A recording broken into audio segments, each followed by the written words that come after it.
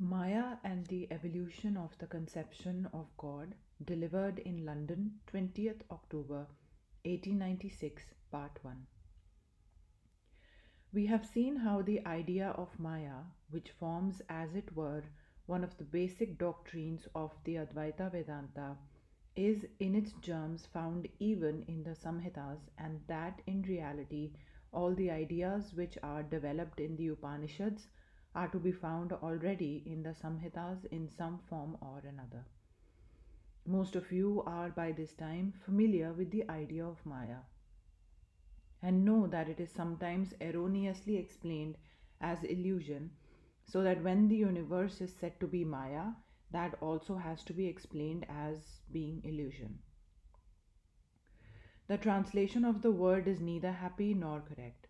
Maya is not a theory, it is simply a statement of facts about the universe as it exists. And to understand Maya, we must go back to the Samhitas and begin with the conception in the germ. We have seen how the idea of the Devas came. At the same time, we know that these Devas were at first only powerful beings, nothing more. Most of you are horrified when reading the old scriptures, whether of the Greeks, the Hebrews, the Persians, or others, to find that the ancient gods sometimes did things which to us are very repugnant. But when we read these books, we entirely forget that we are persons of the 19th century and these gods were beings existing thousands of years ago.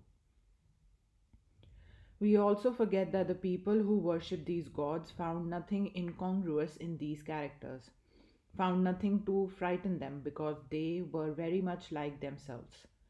I may also remark that that is the one great lesson we have learned throughout our lives. In judging others, we always judge them by our own ideals. That is not as it should be. Everyone must be judged according to his own ideal and not by that of anyone else.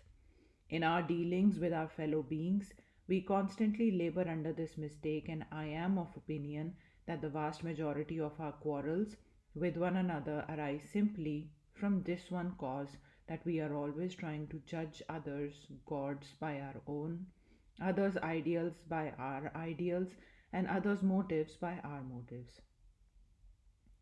Under certain circumstances, I might do a certain thing, and when I see another person taking the same course, I think he has also the same motive actuating him, little dreaming that although the effect may be the same, yet many other causes may produce the same thing. He may have performed the action with quite a different motive from that which impelled me to do it. So, in judging of those ancient religions, we must not take the standpoint to which we incline. We must put ourselves into the position of thought and life of those early times. The idea of the cruel and ruthless Jehovah in the Old Testament has frightened many. But why? What right have they to assume that the Jehovah of the ancient Jews must represent the conventional idea of the God of the present day? And at the same time, we must not forget that there will come men after us who will laugh at our idea of religion and God in the same way that we laugh at those of the ancients. Yet, through all these various conceptions runs the golden thread of unity, and it is the purpose of the Vedanta to discover this thread.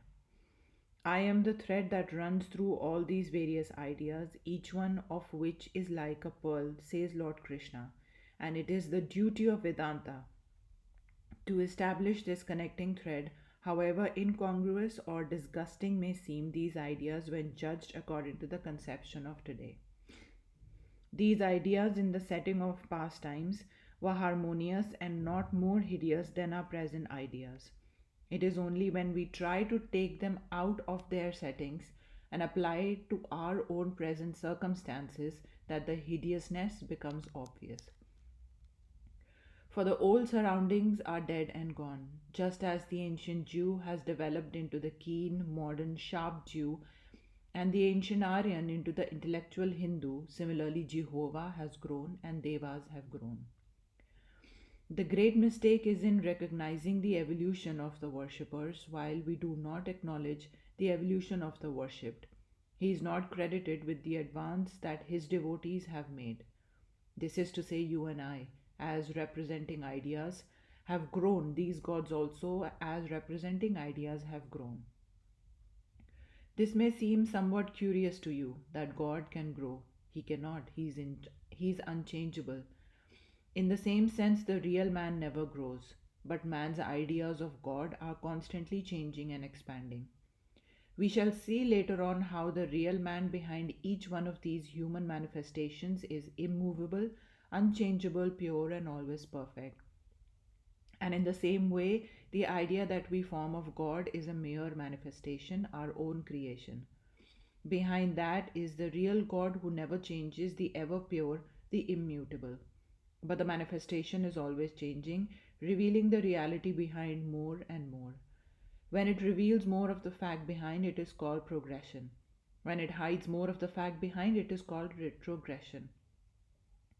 Thus, as we grow, so the gods grow. From the ordinary point of view, just as we reveal ourselves as we evolve, so the gods reveal themselves. We shall now be in a position to understand the theory of Maya. In all the regions of the world, the one question they propose to discuss is this: why is there disharmony in the universe? Why is there this evil in the universe?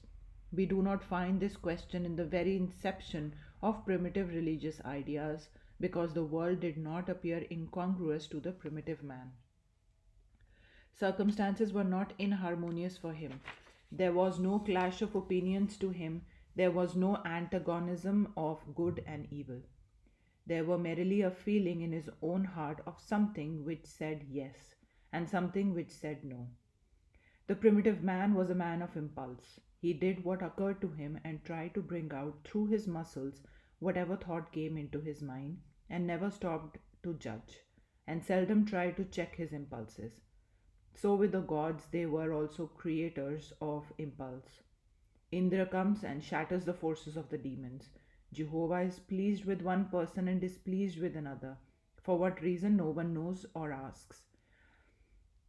The habit of inquiry had not then arisen, and whatever he did was regarded as right. There was no idea of good or evil. The Devas did many wicked things in our sense of the word. Again and again, Indra and other gods committed very wicked deeds. But to the worshippers of Indra, and ideas of wickedness and evil did not occur, so they did not question them.